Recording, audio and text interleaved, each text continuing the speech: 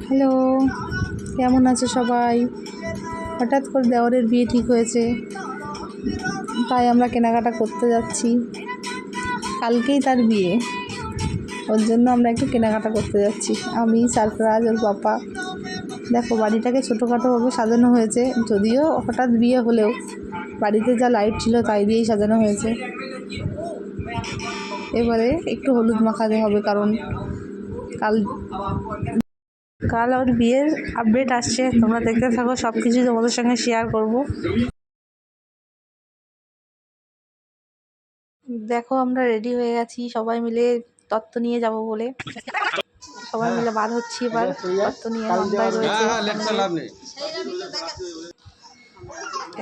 একটা নন্দায় যা আমরা সবাই মিলে গেছি তত্ত্ব দিয়ে আসতে মেয়ের বাড়িতে।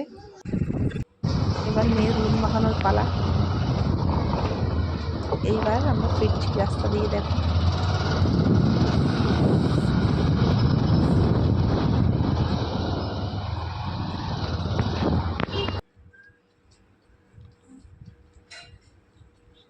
দেখো আমি একটু মেহেন্দি পরেছি, কেমন হয়েছে মেহেন্দিটা সবাই জানিও একটু।